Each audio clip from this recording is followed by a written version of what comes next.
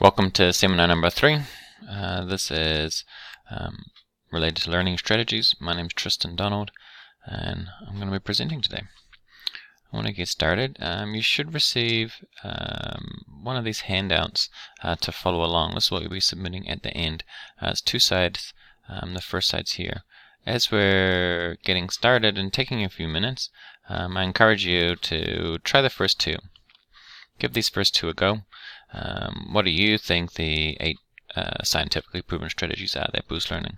What do you think they are? And then also just brainstorm just a little bit, just to get the mind going, a little bit of a warm-up, just around this idea of learning. What do you think learning is, or what is learning to you? And then hopefully maybe we can add to it as we go along. Administrative items first. These are the important dates that are coming up in November. We've got the final withdrawal date. And then we have our last seminar for the fall term, which is seminar number 4 on the 6th and 7th. And finally, reading week's coming up too. I'm getting a lot of questions around applications. You're able to submit applications now. It's a little bit of a different system. And you are required to create an account, and then you have to submit your application.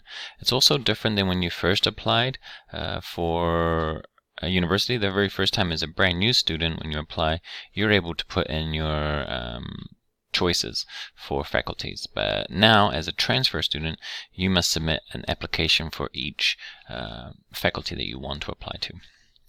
So separate applications, separate $75 fee for each one. Marking is just a little bit behind. I'm going to catch up on that and hopefully get that done before the end of this week, so we should be all up to date. Appointments. We're able to book appointments either just by emailing Fresh Start, or you can use this calendar here and book an appointment with me or with Sue to discuss any academic challenges you have. Not even challenge, anything that you want to discuss. Any questions you have. Grading, check in on your grades and just check to see that you're checking things off. You've got this wonderful activity sheet. This sheet here will give you a great outline of when to do things and just checking them off. If you've got your 80% score, then you just check the box, and that means you just got the points. At the end of the year, out of 100, you just need to have accumulated 80. Yeah?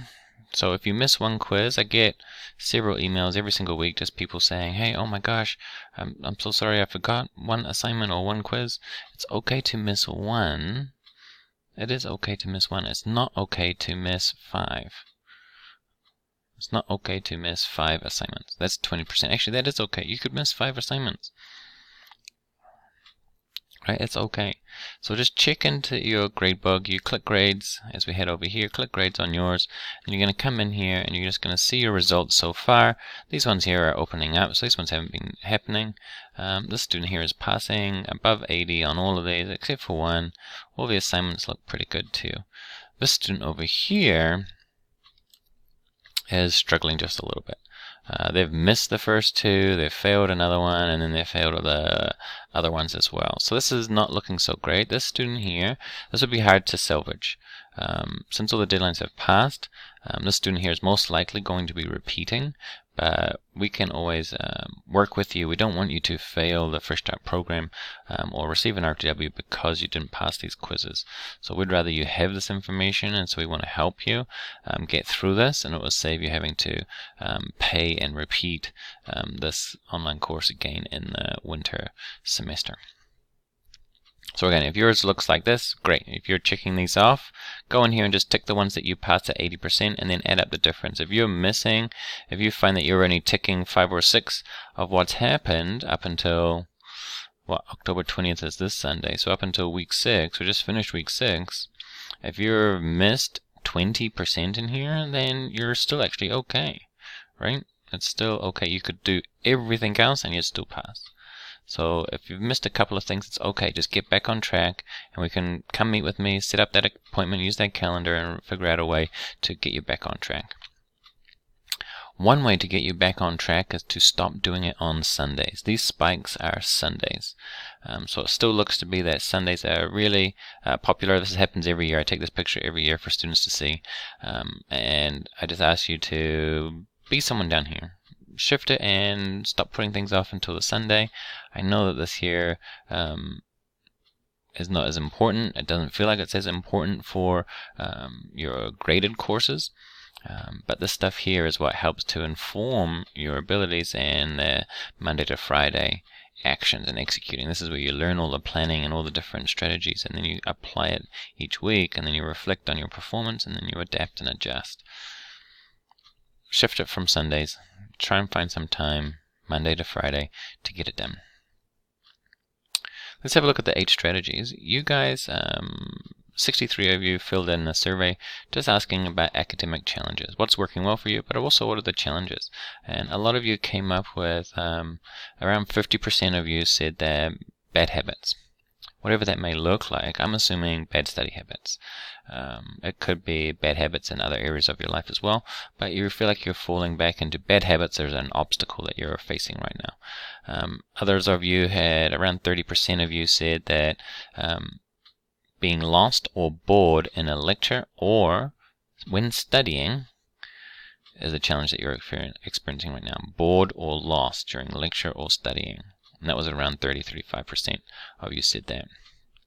Another 30% of people selected getting started. So you sit down to do the studying, but you just can't get started. You just end up wasting the first 45-50 minutes of your study session, and things end up taking longer. And then finally, low motivation.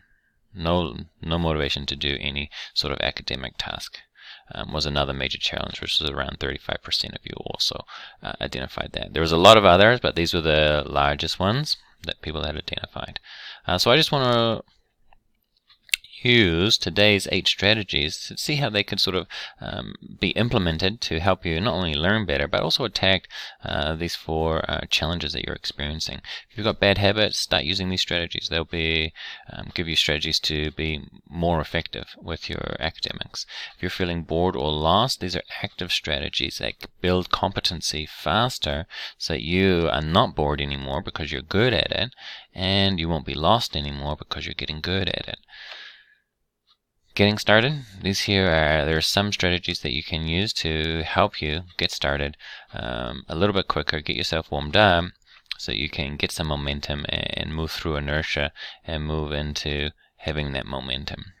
And finally, motivation can come from competency. If we're not interested or we don't care about things, usually we don't care about things we're not actually good at. One thing that we find, if we look at interest and motivation a little bit closer, competency is a big part of that. So getting some skills, getting some wins is really helpful for building momentum.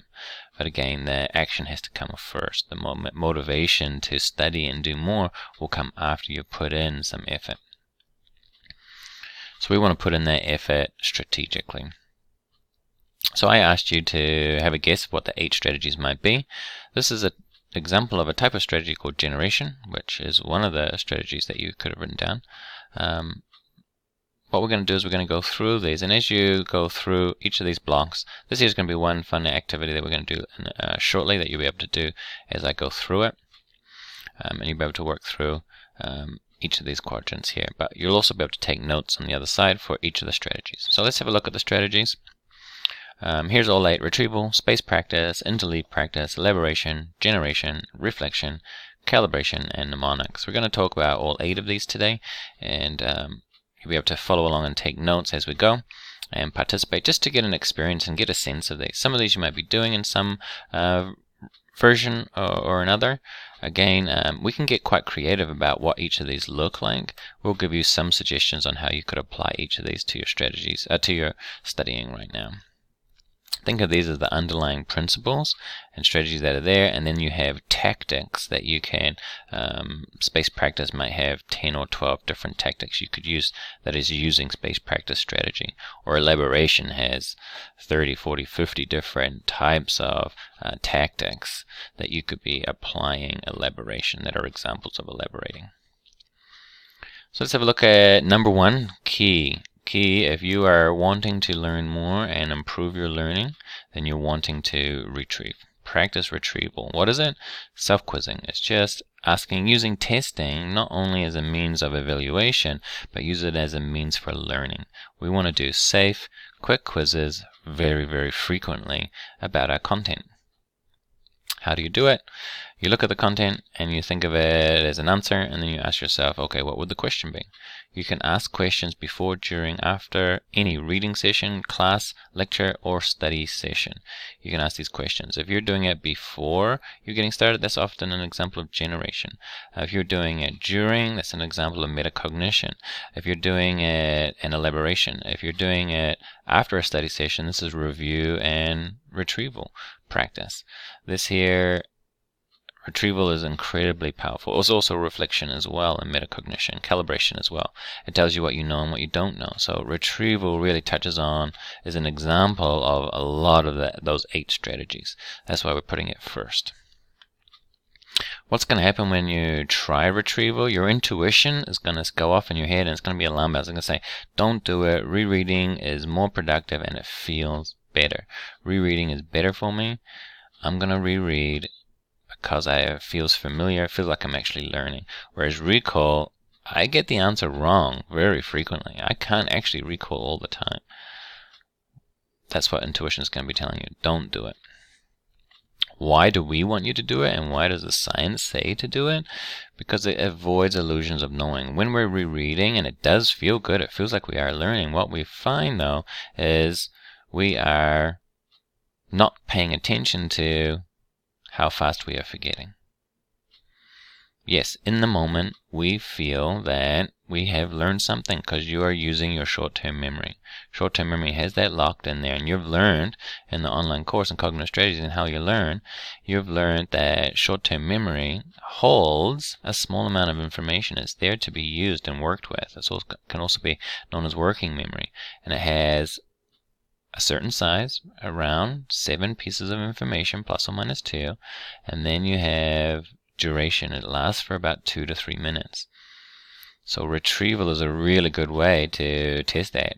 If you think you know it, wait 2 to 3 minutes, or study another subject, or go take a break, go take a walk, come back 2 to 3 minutes later, and try to test yourself. What can you actually recall? And you'll find that you don't know as much as you thought you did.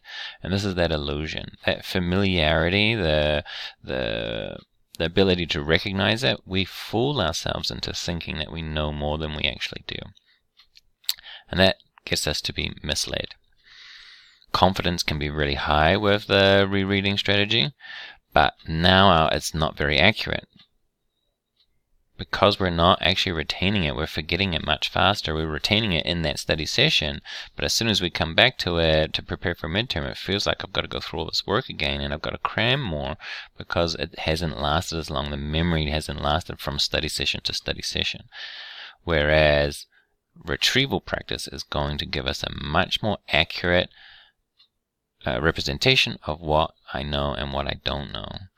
This here is showing me I am proving to myself I'm coming from long-term memory, not short-term memory anymore. And this tells me where I can focus my energies. One thing that we want to remember and keep in mind with all of these strategies is struggle to recall is strengthening the memory. That struggle, that effort, me asking you to start the session by saying, what do you think the 8 strategies are? And you trying to think of what 8 those, that is good learning. That is hard work. It's effortful, as we're going to see. It's going to feel really hard. But that strengthen is, once you see an accurate answer and check your answers, that's going to be a very accurate and much stronger and more durable memory. By durable, I mean it's going to last longer. There's going to be no need for cramming in the end because you have learned it, and with the retrieval practice over time, you're going to be able to recall these answers to these questions in the self-test that you're giving yourself. You're going to be able to recall them much faster. They'll become reflexive, even to a point we call it automatic or overlearned. There's some content in your classes that must be overlearned. And when you're in a high-stress situation, like an exam, you have to have that information. You want to have a strong, durable memory. You don't want to have a rereading memory. You don't want that because it will be weak. It's going to feel difficult. It's going to feel like a lot of work. What's an example? These are a lot of the different questions you can ask when you start. We can use it as prediction. We can use it as reflection. We can use it as preparing and a little warm-up on what we know and what we don't know about a particular topic. We could predict what we think the professor is going to talk about. We can pause in the middle of a session and say, okay, what have we covered so far? You can do that during a lecture. You can do that during any reading session. This is very active learning. Here's a few other ones. I'll give you an example of a sum that we make. When students come in and we sit down and do it with them, we learn concepts, we take the concepts that they need to have, and we teach them to make fact, concept, and skill questions. There are 3 different types of questions that can be on a multiple choice test or a short answer true-false matching type test. So we get you to learn these questions, and then we are able to go to the content. If you have a textbook, then we can just use headings and keywords to come up with questions. For example, define contingency, explain contingency, what is not an example of contingency, and we just came up with those 3 questions. But then I went to read the paragraph, and all of those answers are actually in there.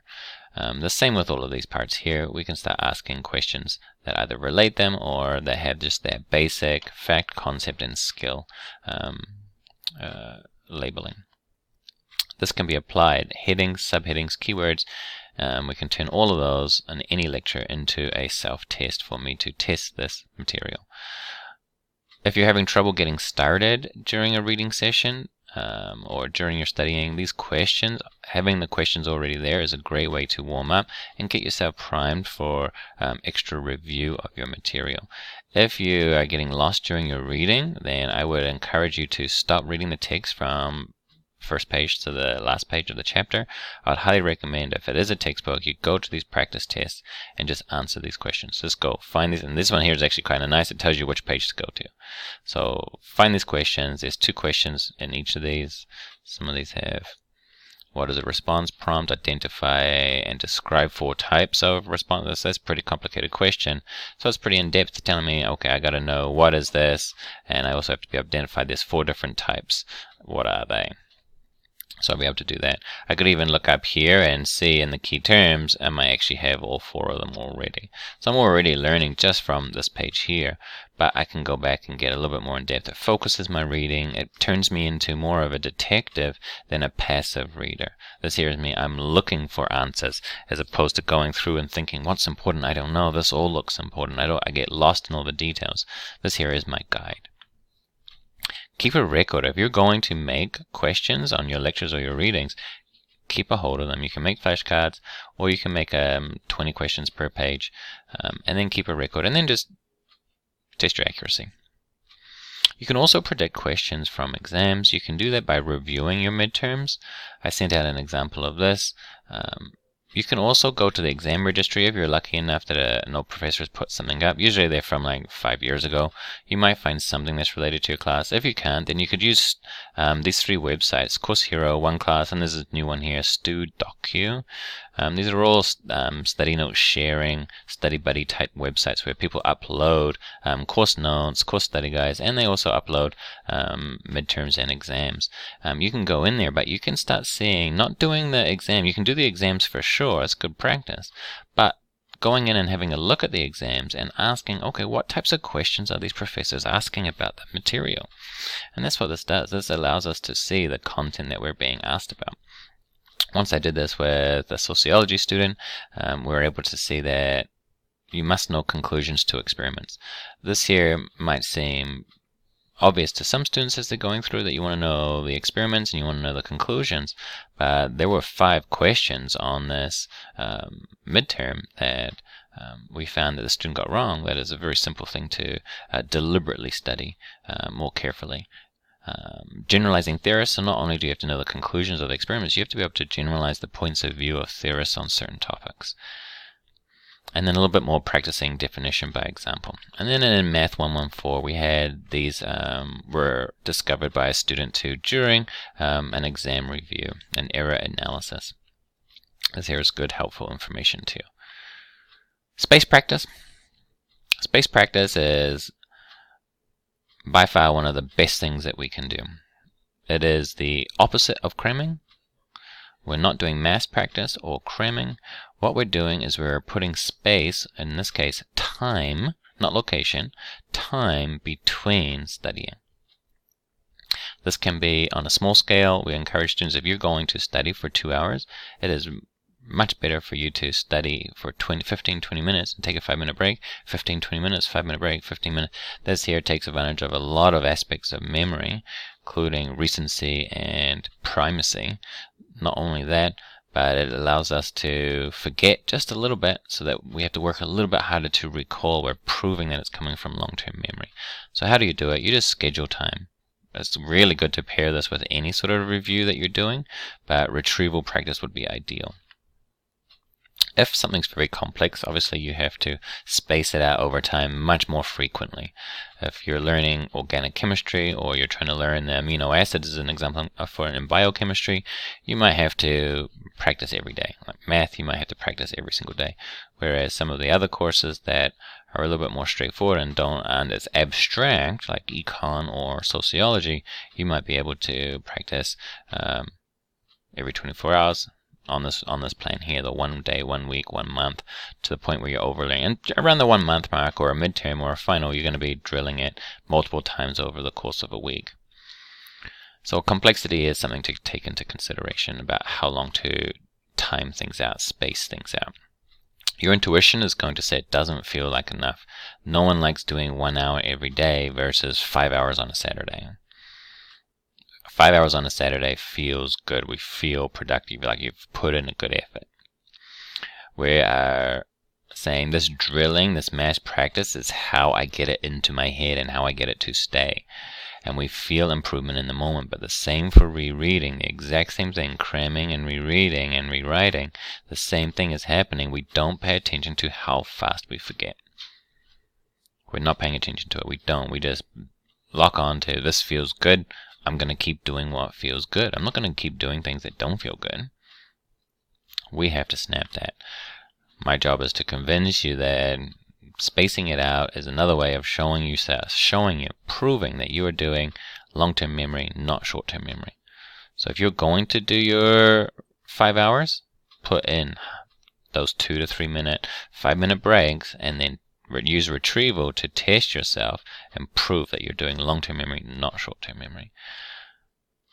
What's going to happen is that memory works by creating a memory trace. The first time you learn something, you get a memory trace. The next time you learn something, you actually recreate it.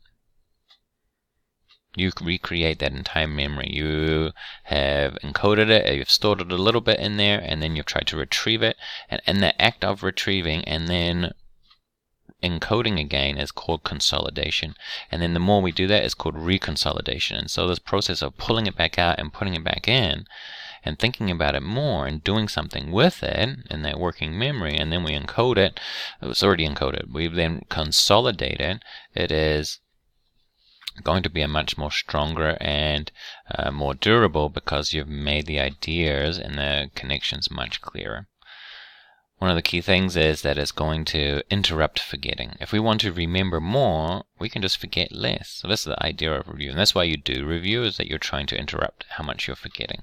But what we forget is how fast we forget. So spacing out is really helpful. It does feel hard. It does feel like we're not being very effective. It doesn't feel like it's happening fast enough. But we will always be better off doing 1 hour every day for 5 days instead of 5 hours on 1 day. You know this intuitively, even from personal experience. If you've done any exercise program or sports or performance and music or acting, any sort of time where you've had to perform or be competitive, you know that you have practiced over time. You have never shown up to a play that you've been, some people have been practicing an hour every single day for 2 weeks, and then you practice for 14 hours the day before you're supposed to perform. It makes no sense. It makes no sense, and you know that you've had this experience. You would never do that. Same thing goes for learning content knowledge. Let's have a look at an example. This is our 3-week plan. We'll talk more about this in Seminar 4.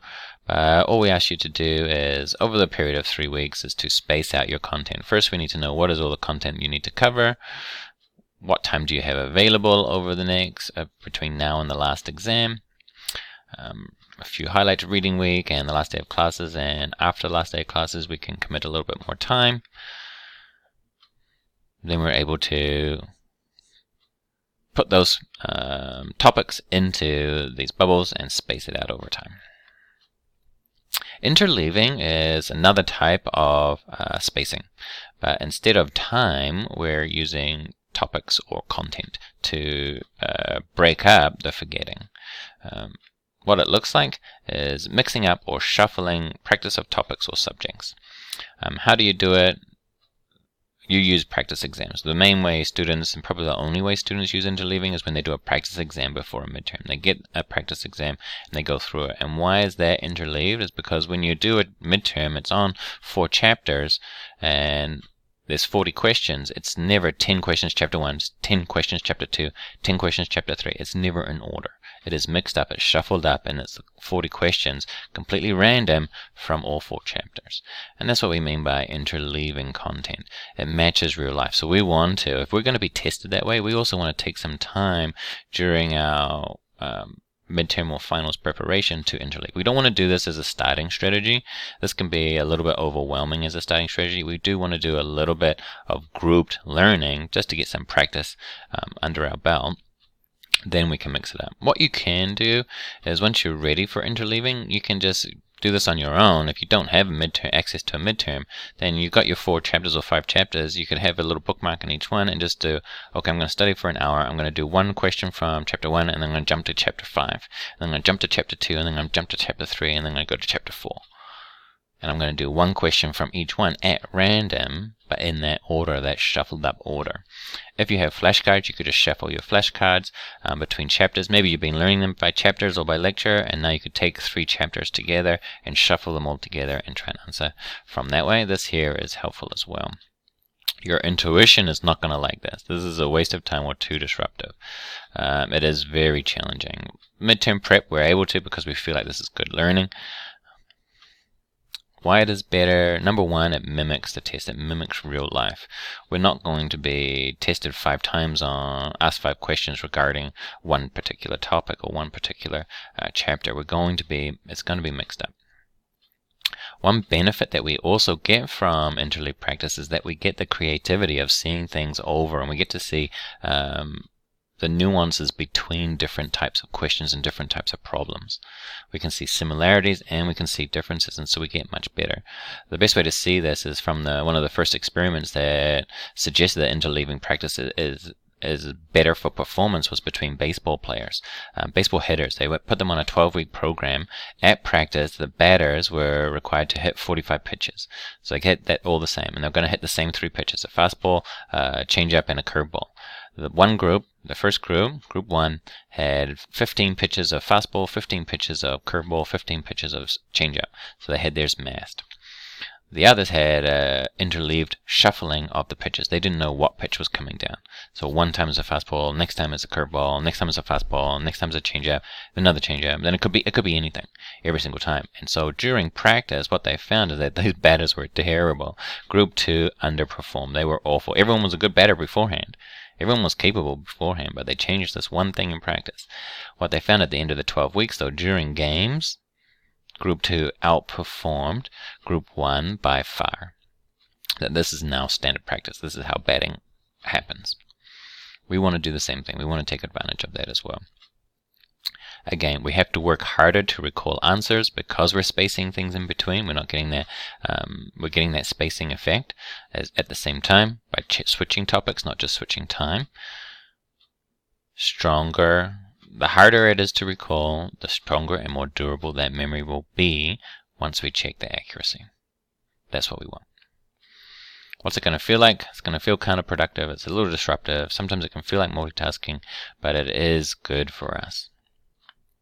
Shuffling flashcards and mixing up topics and practice exams. Everything that we could sort of do near the end of our learning. Once we're confident we've been practicing retrieval with our content or the topic for a while, then we could start interleaving it. Elaboration. Elaboration is a big one. Elaboration is the idea of creating as much meaning around a new concept as possible. The point of creating meaning is, you'll hear a lot of times connections, and you can think of that if you've ever seen the network in a brain and you've seen a neuron branch out and then it connects to other neurons, and we see that network and that connected pattern of connections. That's what we mean by creating connections, but those are also memory cues. the more cues we have around a certain topic, the better chance you're going to have of recalling it. You might have had this experience when trying to remember a person's name, or you're like, oh, it's on the tip of my tongue. They've got big blonde hair, and they're super sweet, and they're really friendly. They know this person over here, and they work with that person. I think their name starts with an A. This is elaborating. We're trying to build all these memory cues to get to one particular name in that case. How do we do it? We have lots of different strategies, similarities and contrast. What's in common with something is a positive one, is one example. My favorite is kind of like. When creating analogies is really hard to do, but it can be, it's very beneficial. That's a very strong, in elaboration, it's a very strong connection, meaning it's going to be a little bit easier to remember. I was talking with my son at dinner, and he's 3 years old, and he's like, we always ask each other, what did you do today? And he asked me, and I said, oh, I had a staff meeting. And he said, a staff meeting? What's that? And I said, staff meetings, all my colleagues, all the workers get together and we all talk.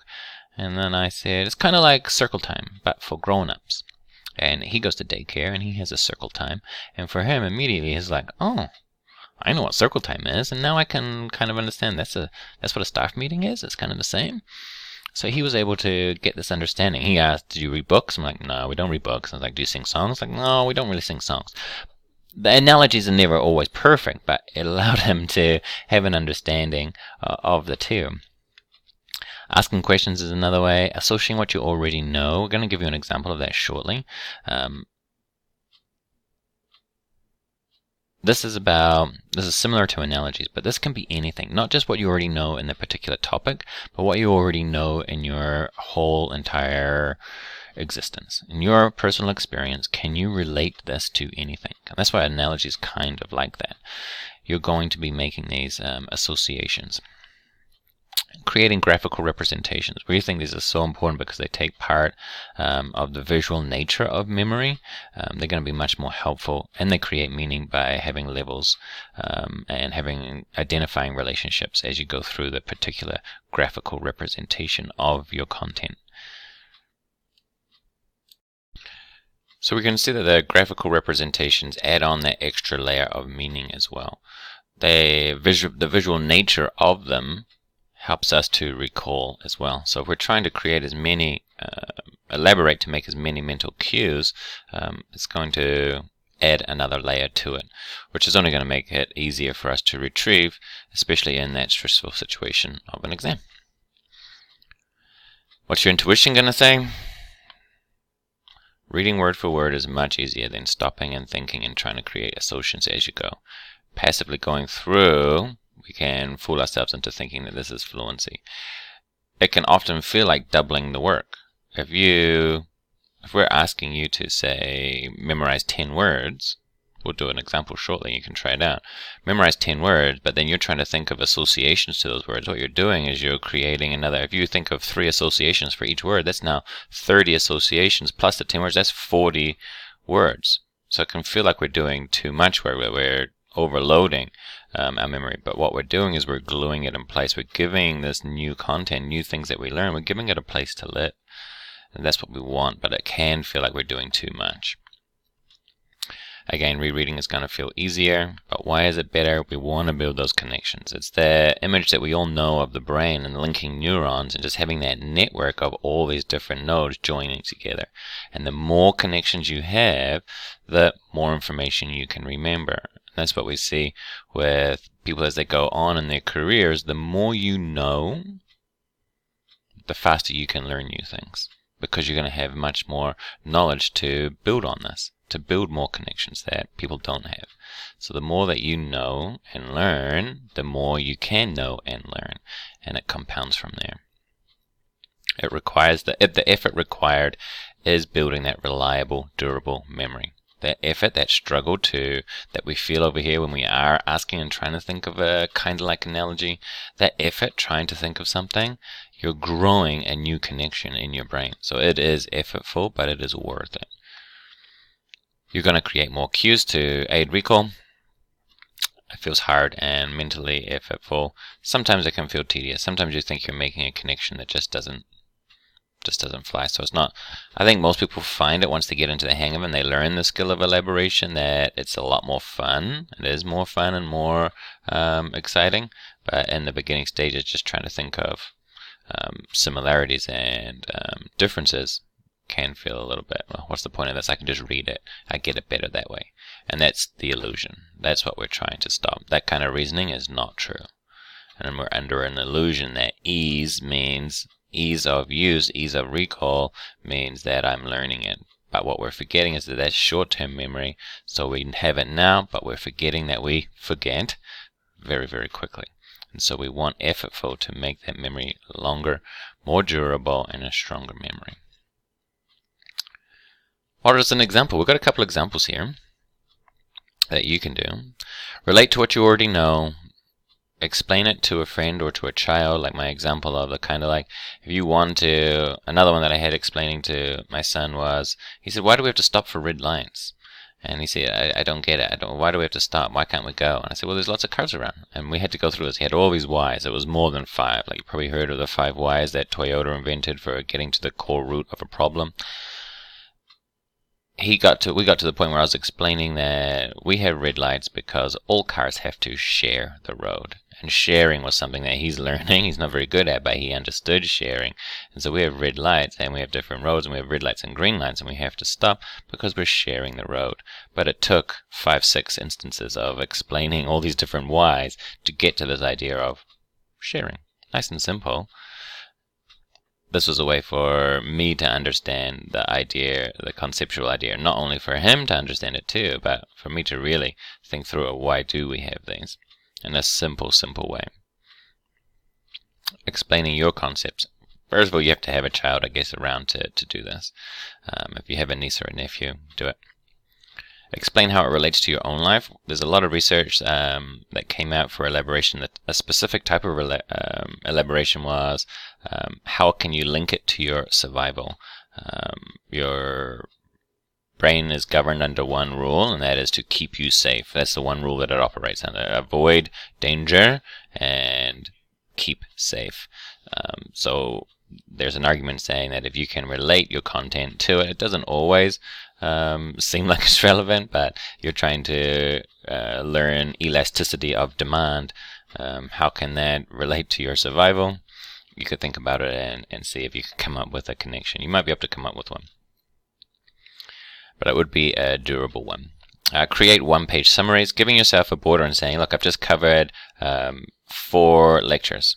2 weeks worth of Tuesday, Thursday lectures. It's 4 lectures. I'm going to review them one more time, but I'm going to consolidate my notes into 1 page. Having that border requires you to pull the essence and to really establish the connections that are the big connections where everything sort of belongs. And it gets you to zoom out and start from the big picture and go down to where the details belong. Instead of jumping into your lectures and we can get lost in all the details and everything feels important, if we zoom out and we start from that big picture first, then we can find out where the details belong. And we can find that we can organize them a little bit better. Asking why or so what. This is about relevancy. Why is this even important? That's a great question, which we can't always answer right away. Like, why is elasticity of demand even important? What's the significance of it? Who cares? Well, we should care because right? We may be learning all the characteristics and we know its definition, but we haven't considered its significance yet. So that's a great question to ask to establish another layer of meaning, to give you another cue to recall this memory. One example that I use often is for biochemistry. In biochemistry, one of the components you have to learn is the 20 amino acids. And the amino acids, so I'm just looking at this picture, sorry that it's so blurry. 20 amino acids, and in most sciences there's a nomenclature, a naming system. In physiology you have a naming system that will use the Latin terms, we'll join them together and it'll give you some meaning. We know in our building our own vocabulary, academic vocabulary, not just domain vocabulary, we can we have prefixes and suffixes, and they tell us what things mean, and they can give us some meaning to the word. But what we found when a student came in a few years ago and they told me about this, they were trying to learn the 20 amino acids. There is no naming system. Like HYST is not a prefix that means anything. INE, these all have INE on the end, but they're actually pronounced different. This is lysine, and this is arginine and histidine. These are, so there is no naming system, so it's very challenging. So elaboration was key. So this student used two different things. They used their knowledge of a movie, Shallow Hal, and they said they want the meaning positive. They know that these 3 aminos are positively charged. These amino acids are positively charged. So they're saying they found that if they took the acronym HANL and Shallow Hal has the meaning of a positive. Now they have the H for histidine, arginine, and lysine. Here they're able to elaborate, and this is what we mean, not just what do you already know about amino acids, but what do you know? So this here can be related to anything that you know. So if you were to try and do the other ones, we'll see shortly, there's a couple of other elaborations as well. These are aid memory. Now, will you need to memorize Shallow Hal for forever? No. Once you start using these things, and you're using spacing and using Retrieval, and you're using these in your daily life as a biochemist, you're going to know. You would have learned the amino acids, but this is a tool to learn it now, to elaborate on it so that you can do it in the beginning stages of learning. Soon enough, you'll forget that you even used the strategy because you already are just focusing on using the aminos. In the seminars, we gave everyone a chance to do this, so take out your pen. Take out the pen and use the paper that I gave you. What we're going to do is just to test out this associations and how fast associations can come. What I want you to do is I want you to create a list of 2 associations for each word that I say. So on your document, you've got this guy here. What I want you to do is just in the section where you got 15, we're just going to do 10, just for the sake of time. I'm going to do 10 words. I'm going to read those 10 words out to you, and you're going to be able to write 2 associations that come to mind for that word. For example, if you think of the word, if I give you the word shoe, you're going to, my 2 associations that come to mind would be running and laces. So I would write down running and laces, not the word shoe. Then we're going to test your recall of these words in 2 different circumstances. So the first word is whistle. Whistle. Teenager. Teenager. Cabin. Cabin. Time. Time. Before.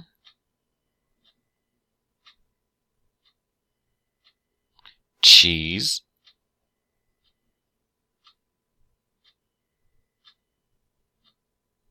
Stomach.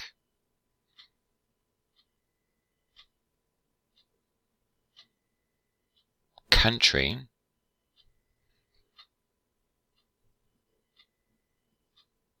Barn.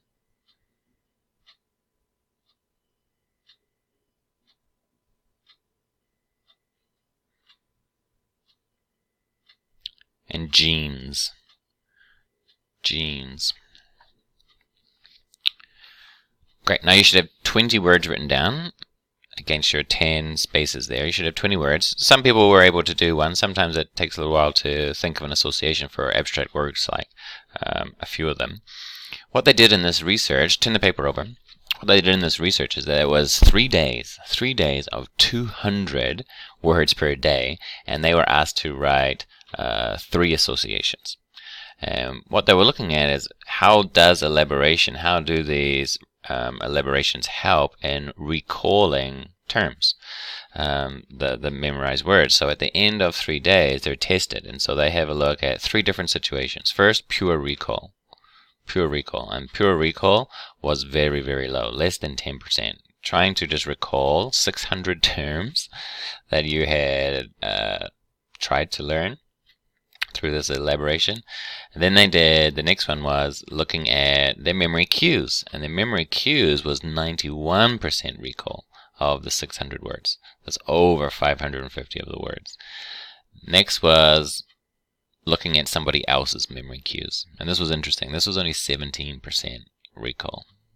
A huge drop, more than pure, because you still get some association you can try and guess, but you get creating your own elaborations is clearly almost 10 times better than using somebody else's. So this is really important that you do the work. So turn the paper over, try to recall those 10 words that I mentioned, just pure recall, not looking at it. Try to recall, now that I've distracted you enough to empty short-term memory, what can you remember of those 10 words? I read them and I'm struggling. I remember jeans. You don't have to do it in order. Barn. Right? So give that a go. Now, turn back over and have a look at your associations that you came up with of those 10 words. Now you're looking at 20 words. Now these here should be able to recall. Most people in the seminar were able to put their hand up saying they recalled all 10. Looking at those associations that you came up with, how many of the 10 can you now recall? And we find that it's much easier when we have 20 memory cues, 2 for each one. We're able to recall more information. We're able to recall the word that we're thinking of. Okay? Go forth and elaborate. Let's keep going. Here were the words. Hope you got them right. Another type of association we can do is not just our own association. What you may have noticed is a specific one. What you may have been doing is just thinking of the first thing that jumps into your head. On your handout for learning, I was doing this, and in the seminar just last night, before recording this, I said to everyone doing the mind map, just thinking of an association, the first thing that popped into my mind, I said, what's the first thing that popped into your mind for learning? And for me, it was the movie Good Will Hunting. For some reason, that was the first thing. I wasn't thinking of that. It just popped into my head. And it's a movie of a guy who's an excellent learner, like a phenomenal learner. And he had a really powerful memory. And so the memory was triggered from there. So memory for me was associated to learning. So not only were you just doing associations to the word barn, and maybe you came up with farm and house. Those may be new things. So we can look for specific types of associations. And one of them is things in common. So this is a test that they use in research to practice the strategy for building stronger memories and testing memory, and saying, okay, we want you to struggle with these 28 items. We want you to sort them into things in common. There's 7 groups in here. Name the group and then store the 4 items in each one. And as you're looking at this, it's not super easy. Some of them are a little bit hard. I think the easiest one that jumps out is maybe food or technology. Like I feel like you've got a camera, you've got a phone, you've got a radio type thing. I guess this kind of animal sort of jumps out. There seems to be a food, cheese, maybe baking something. So there's these different things that jump out right away, and these could be 1 or 2 of our 7 items. Once you've struggled with this and you've gone through and you've tried to do the work of organizing this into things in common, into this hierarchy, then they test you and they say, okay, here's 50 things. What can you remember? And when they compare 2 groups of people that did this activity and people that just tried to learn them on their own by rereading and rote memory and just rehearsing them, clearly this one here, this type of learning is much deeper and much stronger. That recall is in the 90s again, even for abstract items. What does this mean for you? How can you translate the points in common strategy? So you're already making elaborations and associations. Try to make the points in common relationships. You can do that with any vocabulary list. For every single chapter you do, you can do this activity. Go and find the 7 categories that this fits into, the theme, and store the words in there. It's going to help you on a multiple choice test later on when you're recognizing these terms. These are going to be the mental cues. If you go and do the hard work of organizing these terms into their themes. Like the themes aren't said in here. In this 28, they don't say technology. right? That's something that we have to infer, and we label that category. One of the items is things that are red. Flower, ladybug, the cherry, and the lipstick. Things that are red. Like, that's not stated at all, but I can put that in there, and that's the same within here. What's not being said with all of these words? They're connected somehow. How could I organize them?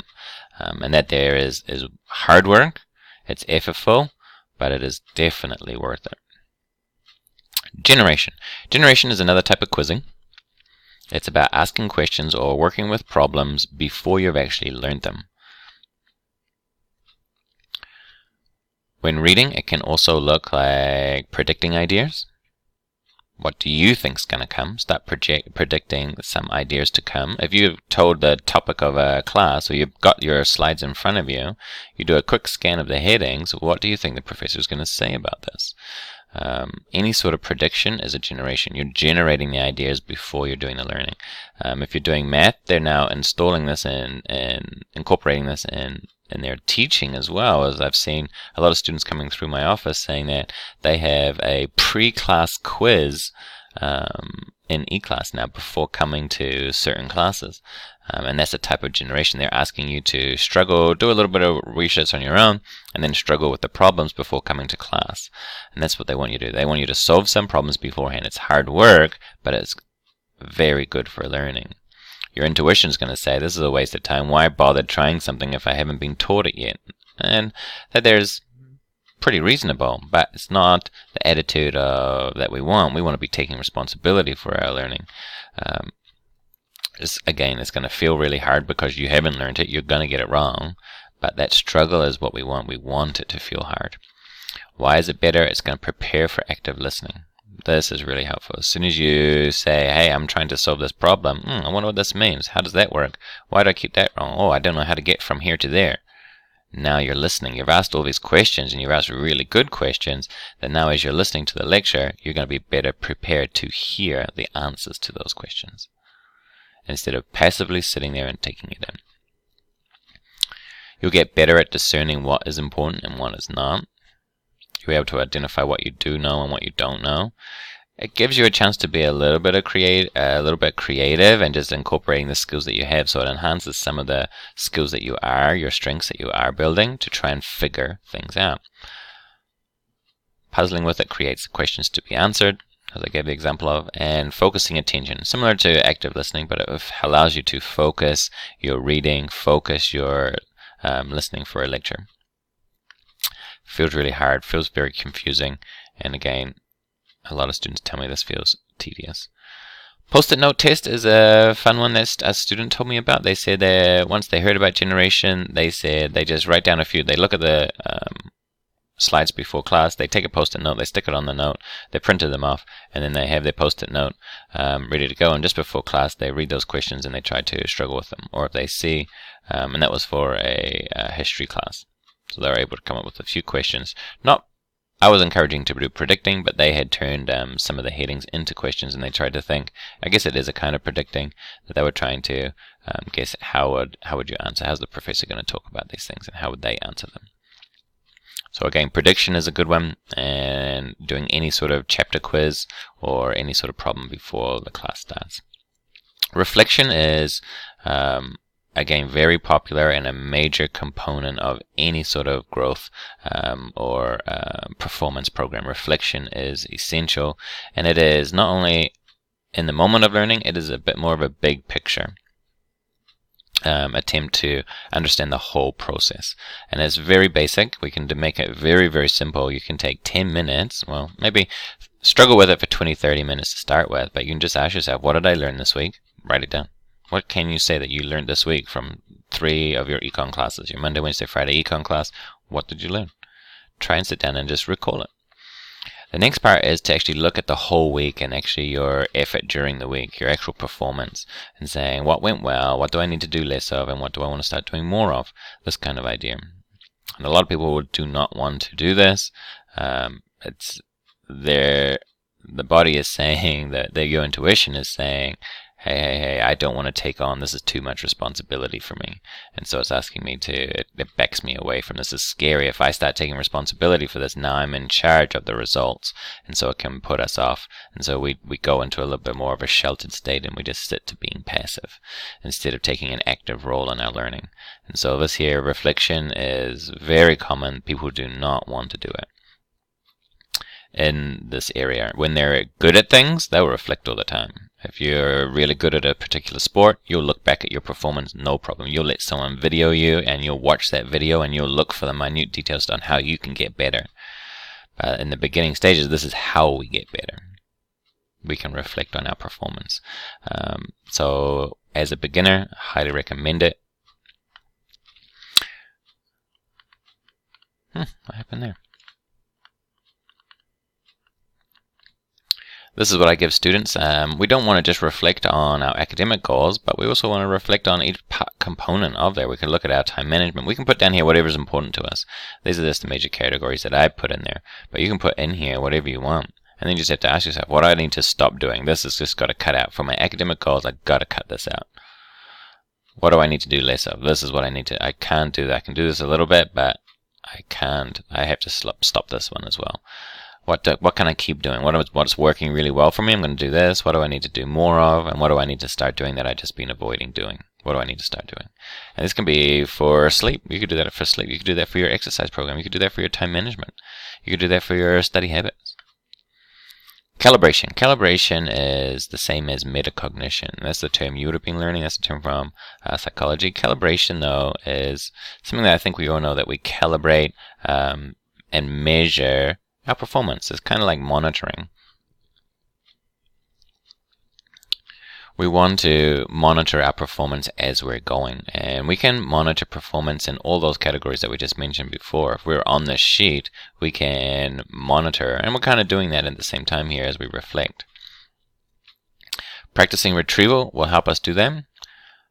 When it comes to learning, though, we're really trying to calibrate what do we know and what don't we know. We really want to be as accurate as possible about that, because we want to know that before we go into the class so that we can focus on our weaknesses and be strategic about what we are studying and what we don't need to study. We've already learned it. We've proved it, and retrieval is a key part of that. Don't cheat yourself and pretend that you do know the answers. Say the answers or put the answers in paper. Say them out loud is another dual coding too.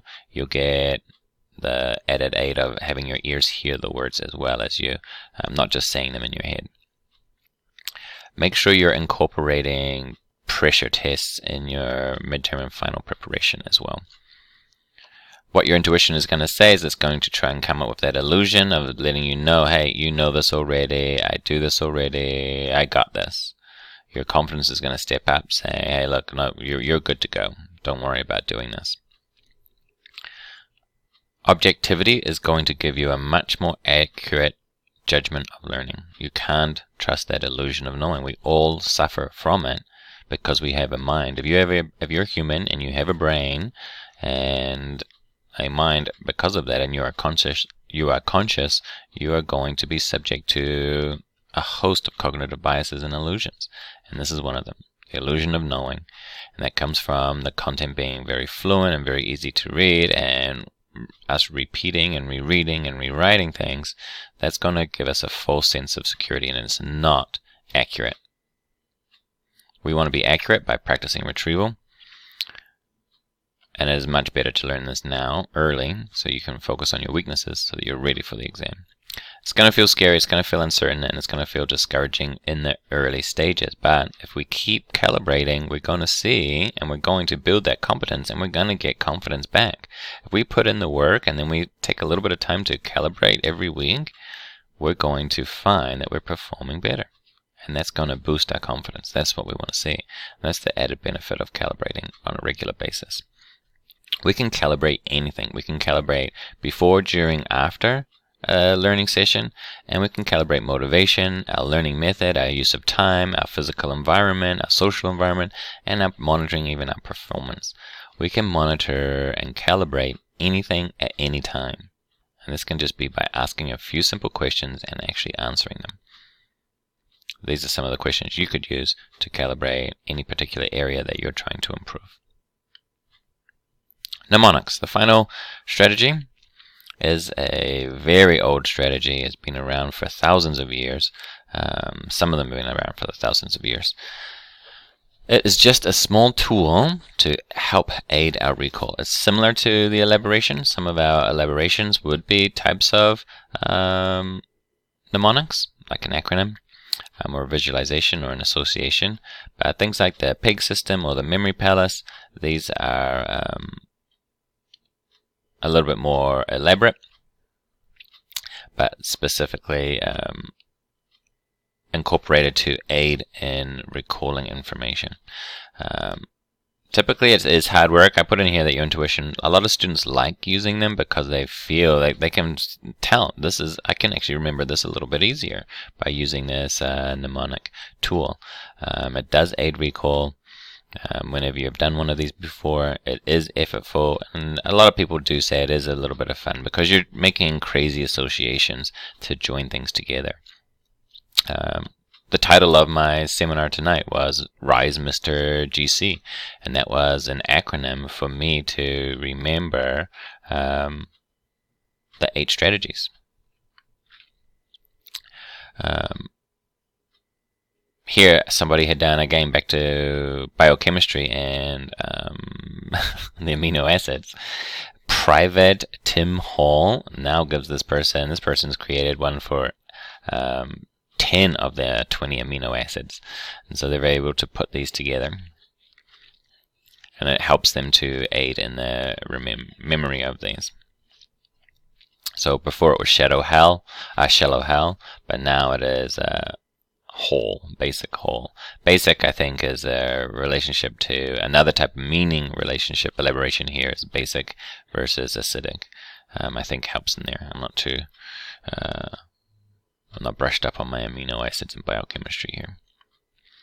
Here's my example was Rise Mr. GC, Retrieval, Interleaving, Spacing, Elaboration, Mnemonics, Reflection, Generation, and Calibration.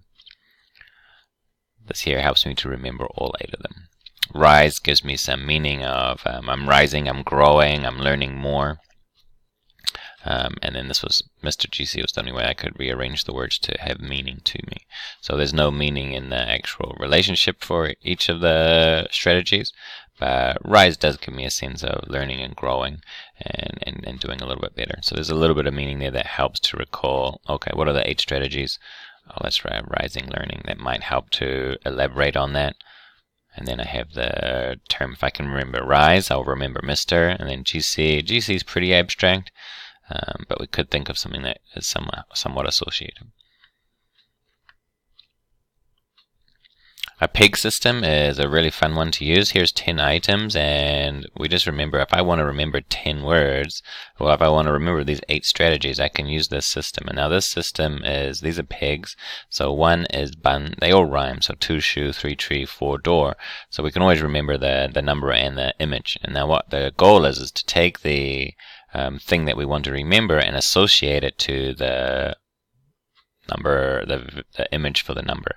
So if I was trying to remember retrieval, I would imagine a golden retriever dog, and I have a bun, and I'm throwing the bun, and the golden retriever is going to get the bun and bringing it back to me. Now I've got an association. There's not so much meaning there, but those there will help me to remember the first learning strategy was retrieval. I just have to think what's one? One is bun. What was I doing with the bun? Bun was being thrown, and there was a dog going to get it. What kind of dog? There's a retriever, golden retriever. Okay, retriever, retrieval. It got me there. Right? 2 shoe, spaced learning. Maybe I could think of a really big shoe that's a rocket ship and it's going to space. That's the first thing that came to mind. You can do whatever it is. That doesn't necessarily give me meaning, but it gives me the word space to remember space practice. We can keep doing that. Interleaving, all the trees on the leaves are leaving, they're all falling off, or the leaves fall off, and then they all get put back on, but they're all shuffled up and they're all keep getting mixed up. That gives me meaning too. And it's the leaves are falling down, so that gives me leaving, and then the mixing up might give me the actual meaning of the word interleaving. We can keep going through that, and we wouldn't what we find is that I would be able to remember if I say, oh, I did the pig system like yesterday, what were they? Oh, 1 is bun. What was number 1? 1 is bun, bun was, and we go through that whole process again. We can do the exact same thing. We find that not only are we able to create images and use rhyme, but we find that we're very good at understanding and remembering spaces. If I asked you to close your eyes, and you may have done this before or heard of the memory palace before, is that if you close your eyes and you think of your home, your childhood home, and if you've lived in 1 or 2 homes, think of the first one that you can recall the best and go back to it. And you can probably walk off the road, you can probably come off the road, or imagine driving a car, you're stopping on the road and parking, or stopping on the driveway, you get out, you go to the front door, and you can actually visualize and see a lot of those things around there. And so what we're able to do is they're very similar to the other one, is we just take the things we want to associate. So we go to the front door, and I put retrieval on the front door, so I put my golden retriever at the front door. And that gives me the first one. I go in the front door, and at the front door there's a mirror, and I got to remember spacing. So I have the mirror there, and all of a sudden the mirror turns into stars in the moon, and I put my hand into there, and all of a sudden I'm floating through the mirror, and I'm in space. We can do whatever we want. We can make that. Now I can come back and I can practice walking through. I just close my eyes and I just walk through, and we can do that. You can recall that. This is really helpful if you're trying to learn to remember essay answers, if you're doing a long answer question. If you're having to recall, if you've created a matrix of psychologists or theorists, or you've got a timeline of history, this is a great way to place each of those items there. This strategy, we have to preface, don't do this strategy to remember items at the start of your learning. You want to elaborate on it, you want to generate, you want to elaborate, then you want to practice retrieving those elaborations, and then at the very end, once you've got this stuff down and you're going into your exam and you've got a lot of content, that's when you can create the memory palace to store it so that you have it for the exam. Mnemonics, acronyms and things like that are good for elaboration, but the memory palace and the PEG system, these are only good for going at the last possible minute, not the first strategy we turn to. We want to be using these at the last strategy. Okay, now we have this QR code here. What I want you to do is I want you to take a picture of this, and it will send you to a form, and you'll be able to upload your form. You guys will also have to answer some questions in the form below to give your responses to those questions. But also take a picture of this page, of all of your answers in here. This one here is really helpful as well. I'm curious to see what your associations were and what your associations here were. I'll give everyone access to this document so everyone can see what other students put in too. What were your guesses for the 8 strategies? So take a picture of this. It'll take you to a Google form, and then you'll be able to submit this picture, just like everyone else. These were our 8 strategies. There's a lot to cover. I would recommend you pick 1 or 2 to start incorporating. If you're making an exam plan, you're doing these 2 anyway. You should be doing this one daily. Elaboration should be daily. Every time you're thinking about your learning, you're elaborating on it. Generation you can do daily as well. You can incorporate this at the start of any lecture or any reading session. Reflection could be a weekly thing or an evening thing. You just reflect, okay, how did today's go? Start keeping a learning journal or start keeping a journal and reflecting on it. Calibration can be systematically incorporated, maybe your weekly reviews or your weekly reflection. It could be a little bit of calibration in there as well. It's not too hard to start incorporating each of these every single week. Mnemonics can be a strategy that you can learn a little bit more on the internet. There's a lot of them out there that tell you how to do it. And you'll be able to build on your own memory palace or find what content that you really want to store and make the effort to store in a memory palace. My takeaways from this that I really want you to know is that these all feel hard to do, but that is for a reason. Learning is hard. You're creating a brand new connection in your brain, a physical connection. It's really small, but there's a memory trace in there, and this takes work. It takes effort. But the better the effort, this is the kind of effort we want. We want it to be effortful because it's going to be a strong and durable learning. Rereading is too passive. it is not going to help. Rewriting it feels good, but that should be your warning sign. If you're like, this is coming too easy, that should be your warning, like saying, oh, I'm getting this too fast. That should be your new feeling for that. That there was super easy. I understand that really well. No. Use calibration. Use calibration to check what you know and what you don't know. Confirm, are you pulling that from short-term memory or long-term memory? Use these early and often, and you'll start taking control of your learning. This is how you take responsibility. There won't be anything that you can't learn by incorporating these 8 strategies.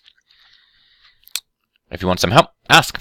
We're here to do that. You can meet with me, or now we have Sue on the team. You'll be able to sit down with Sue or me, and we can talk about any of these, how you can start incorporating these and personalize a system for you to learn this content. All right, make sure you answer the questions below. Bye for now.